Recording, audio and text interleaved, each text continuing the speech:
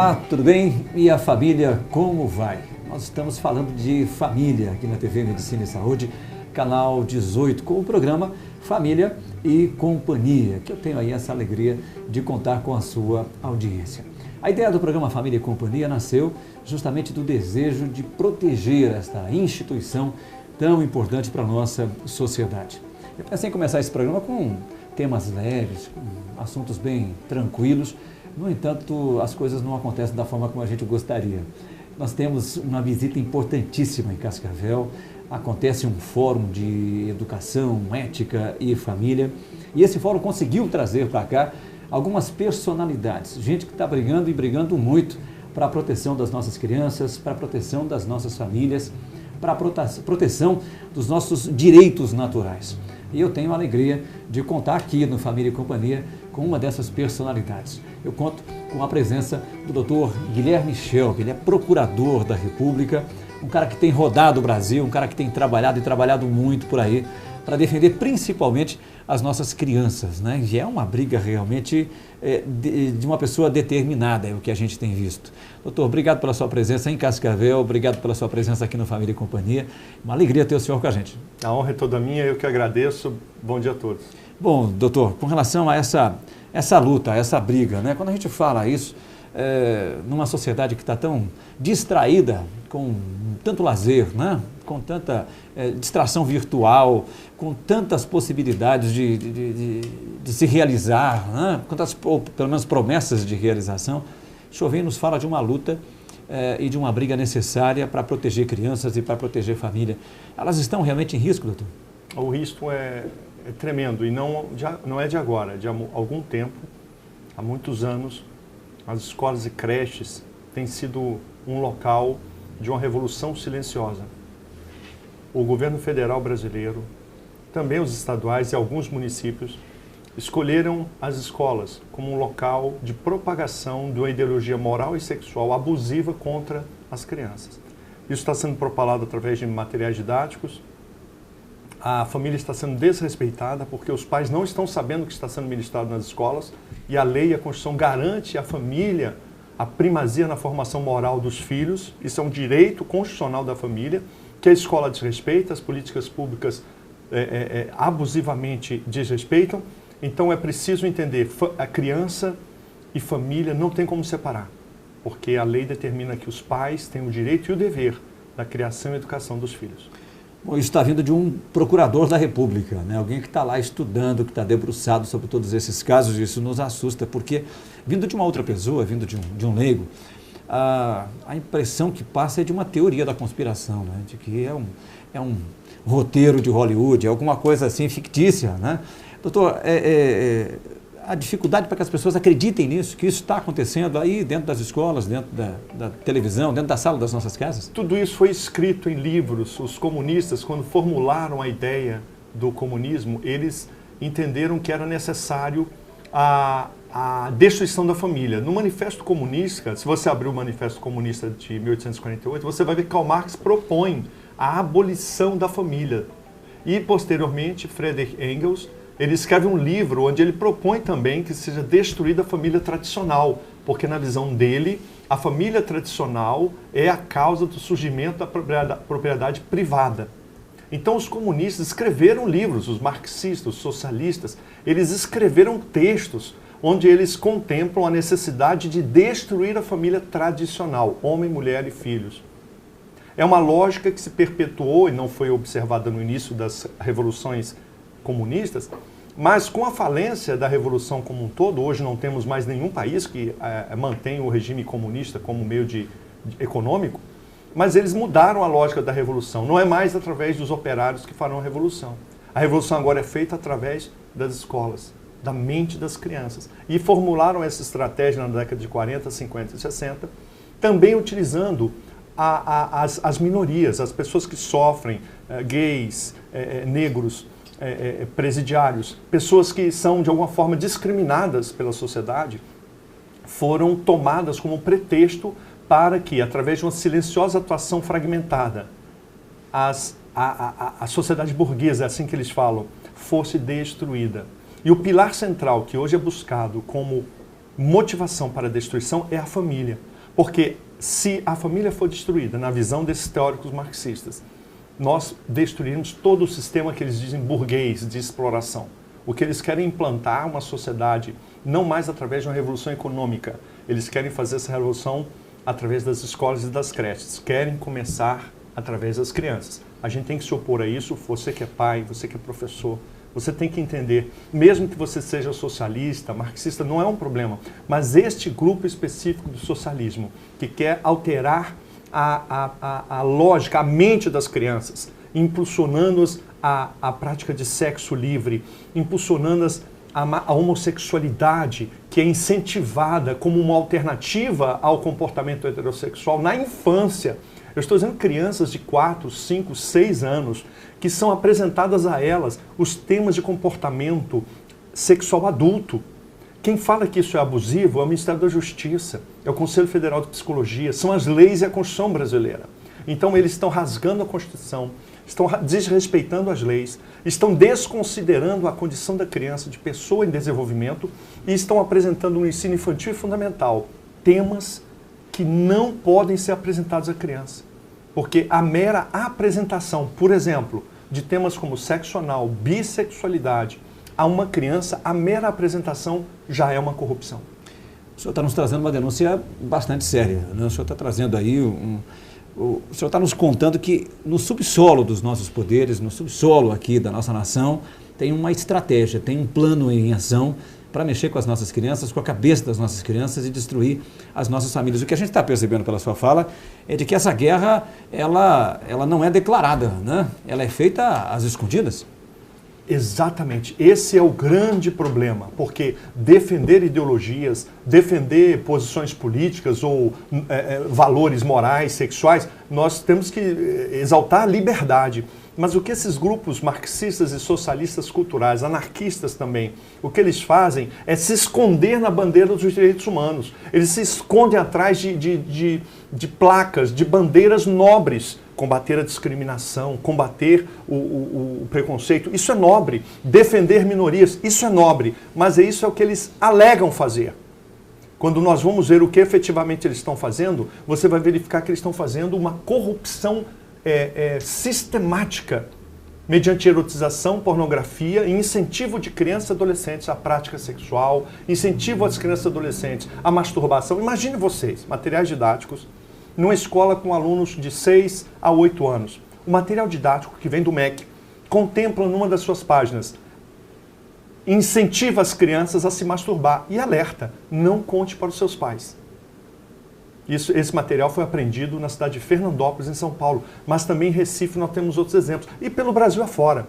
Então a própria escola viola em seu material didático o direito da família na formação moral dos filhos. E ainda diz para o filho não contar para o pai.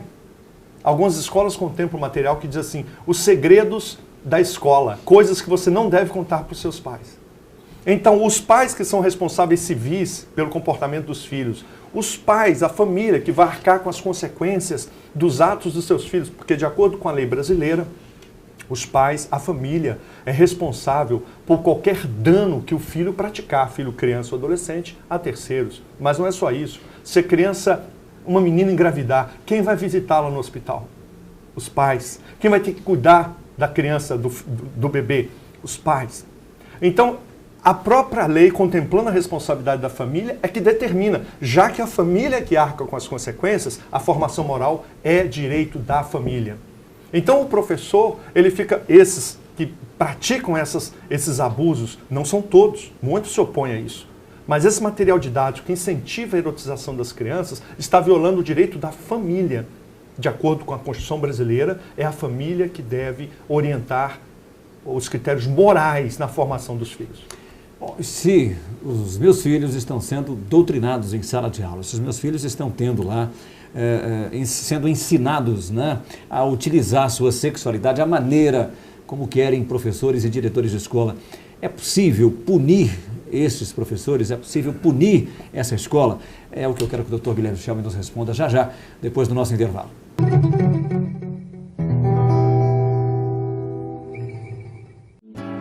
It's a pity you think you made it up by yourself, because you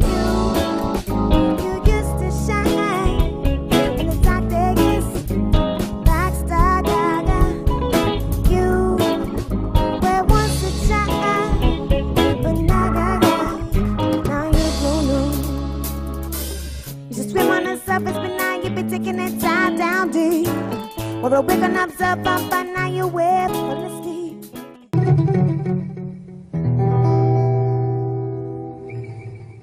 Nós estamos falando aqui na Medicina e Saúde, Canal 18, a respeito de família, a respeito de educação, de ética, de sexualidade. E nós recebemos com uma grande honra, com grande satisfação, o Dr. Guilherme Shelby, que é procurador da República e um palestrante, escritor, um batalhador pelas causas da família e também pela defesa da infância, que as crianças têm o direito de ser crianças e não adultos pequenos, como ele costuma dizer. Estão tentando fazer com que, tratando as nossas crianças como se fossem adultos pequenos. Ele está denunciando aqui, através do nosso programa e através das suas palestras, através dos seus livros, que isso tem ocorrido dentro das salas de aula, olha, sem que nós pais saibamos. Doutor, a partir do momento que a gente tome consciência disso, que a gente saiba realmente que está acontecendo isso dentro de uma sala de aula, é possível acionar o Poder Judiciário? É possível punir aqueles que estão mexendo lá com a cabeça das nossas crianças? É possível, mas eu proponho antes, conhecendo esse sistema, que nós tenhamos uma atitude consensual. Primeiro, ir à direção da escola, aos professores, às próprias famílias e conscientizá-las de que criança não é um adulto pequeno.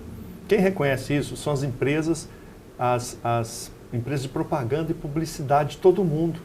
Os conselhos de autorregulamentação de publicidade e propaganda da Europa, dos Estados Unidos e do Brasil, as empresas que querem vender produtos e serviços, elas reconhecem unisonamente, todas, que criança possui vulnerabilidade psicológica. Ou seja, a propaganda dirigida à criança tem que ser especial, porque a criança não tem capacidade de lidar com a informação.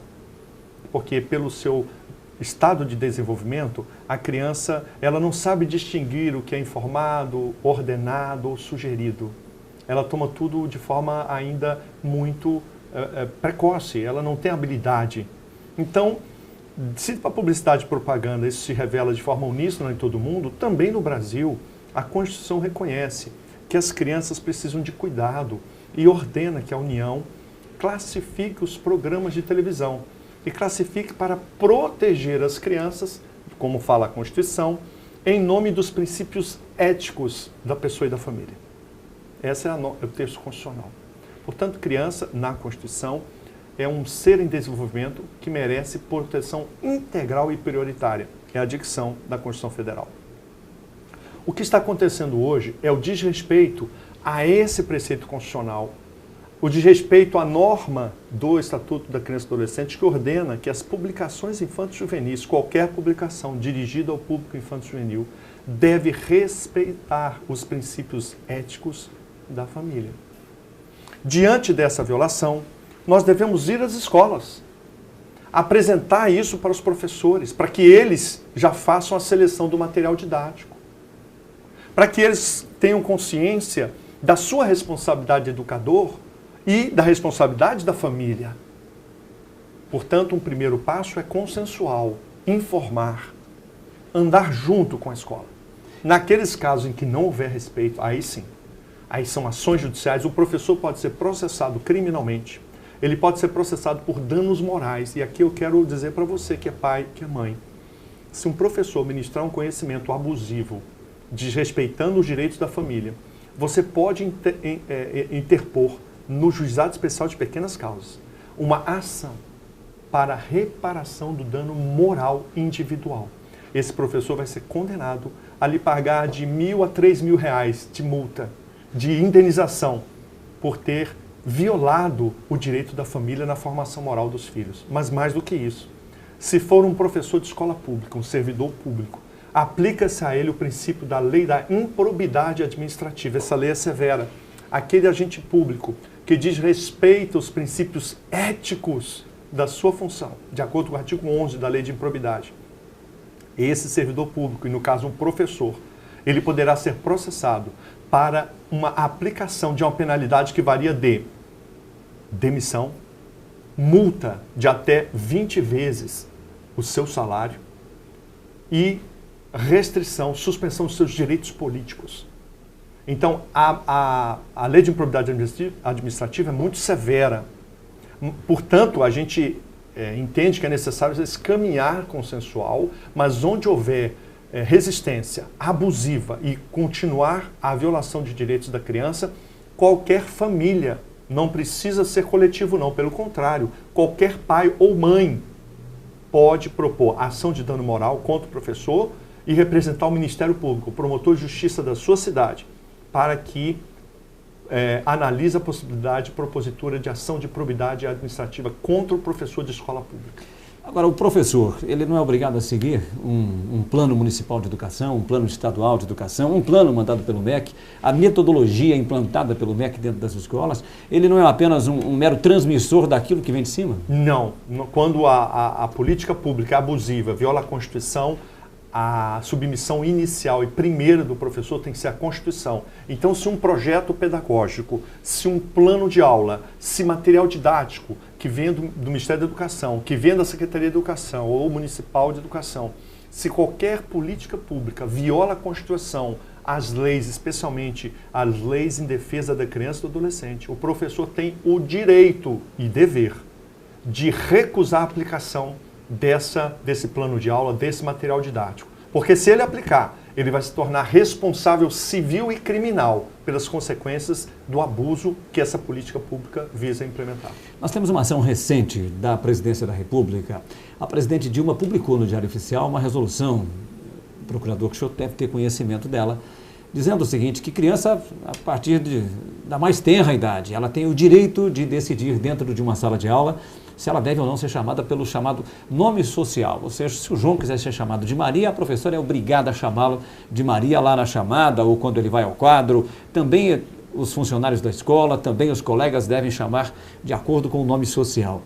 Uma outra determinação lá, junto nessa resolução, eu estava lendo, essa criança tem o direito a usar o uniforme de menino ou de menina, ela que escolhe, e também tem o direito de usar o banheiro dos meninos ou das meninas. Isso é uma resolução da Presidência da República. Como é que se comporta um diretor de escola? Como é que se comporta um professor diante de uma resolução da Presidente? Veja que o Guia Escolar de 2011 da Presidente Dilma já contempla a implantação ilegal e inconstitucional, mas contempla um Guia Escolar de Proteção da Criança, 2011, primeiro ano do governo da Presidente Dilma, já contempla o princípio da pedofilia. Foi implantado de forma inconstitucional e ilegal, mas está nos registros da educação brasileira, especialmente infantil e fundamental, o direito ao prazer sexual da criança. Isso é o que os pedófilos defendem. E o MEC e a Presidência da República, no governo da Presidente Dilma, já contemplam isso. É um abuso contra a infância.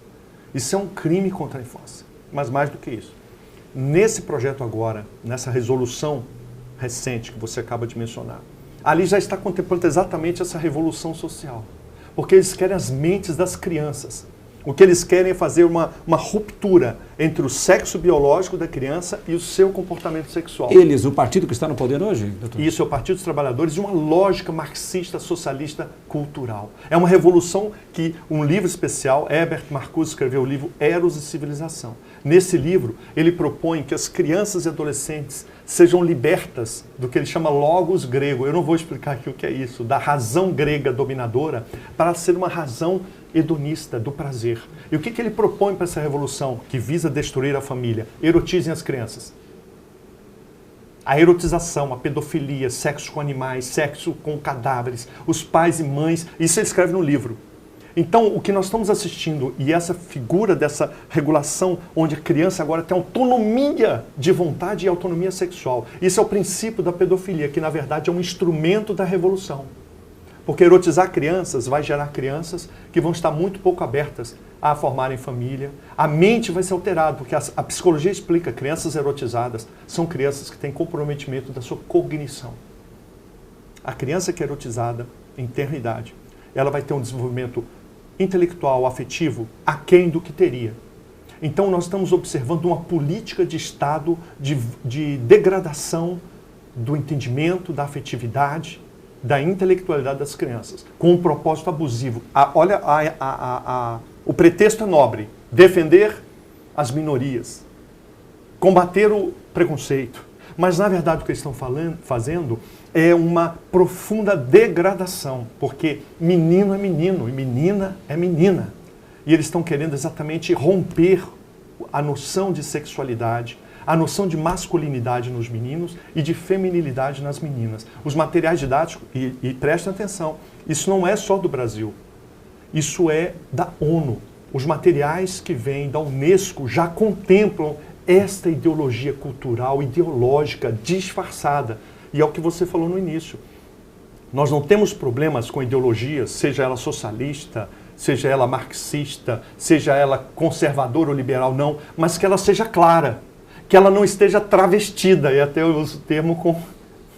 Então, está travestida de direitos humanos uma política abusiva de instrumentalização das crianças para a sexualidade. Esses grupos ideológicos até podem brigar, mas deixem as nossas crianças fora da briga. Deixem fora dessa guerra, é isso? Eu costumo dizer, brigue com gente grande, as crianças não devem ser tocadas. Eu gostaria muito de ter mais tempo para conversar com o Procurador da República, Dr. Guilherme Scelbi, mas infelizmente, né, a gente tem um tempo curto. Eu gostaria também que você tivesse a oportunidade de apresentar os seus questionamentos a ele, e por isso nós vamos colocar aqui no rodapé aqui do seu monitor e-mails, telefones, para que você entre em contato, para que você mande questionamentos, para que você busque mais informações, para que você tenha acesso a toda a literatura que trata a respeito desse tema, para não ficar só aqui na conversa, né? Para que você vá lá e confira realmente na fonte o que está acontecendo e a partir de então tome lá as suas atitudes. Mas falando em atitude, doutor, para a gente fechar, pai e mãe têm aí a responsabilidade de cuidar dos seus filhos, mas em função de uma série de motivos até justificados, tem ocorrido uma terceirização dessa educação. A gente tem transferido isso para avós, para tios, para a escola, para a televisão, para o computador. É hora de voltar atrás, é hora de pisar no freio e cuidar melhor dessas crianças que estão aí sob a nossa responsabilidade. Sem dúvida, o caminho é unir forças, pedagogos, psicólogos, pais, mães, padres, pastores, pessoas, homens e mulheres de bem. A gente se unir, começar a orientar. Às vezes a pessoa não teve formação, hoje é pai, mas não tem afetividade. Então, todos nós precisamos de orientação. Então, o filho precisa do contato, do convívio, do abraço, do toque. A filha também. Não é só dar sustento, não é só dar escola, roupa, viagens, não. A gente tem que sentar, conversar, ouvir. É muito bom o pai e a mãe que pede perdão ao filho. Olha, não tem coisa melhor do que isso. Porque quando a criança percebe que o papai e a mamãe também estão sujeitos à correção, eu amo quando a minha filha me corrige. E eu tenho o hábito de chegar às vezes em casa, eu estou a 100 metros do portão de casa. Aí eu já tiro o meu cinto de segurança no carro. Aí minha filha de 6 anos, papai, está errado dirigir sem o cinto de segurança. Eu amo quando ela fala isso, eu falo muito obrigado, filha, o papai também precisa de correção. Então essa é a mensagem, que a gente esteja aberto à correção e que a gente esteja pronto para cuidar um dos outros. A gente espera que o senhor volte logo para Cascavel, a gente espera que o senhor esteja aí sempre mais perto da gente. Enquanto o senhor está longe, a gente vai acompanhando aí, lendo seus livros, acompanhando suas palestras, revendo aqui essa entrevista, buscando um pouco mais de conhecimento a respeito desse tema, que ele é de suma importância. A gente precisa realmente estar aí munido, estar aí com os instrumentos em mão também para lutar, para batalhar aí por essa causa que é importante, que é o nosso futuro, que são os nossos filhos. Obrigado pela sua presença, obrigado pela sua doação também a essa causa e por tão gentilmente atender o nosso convite de participar aqui desse bate-papo. A alegria é toda minha. Obrigado. Então, obrigado a você também por essa participação aqui, pela sua companhia.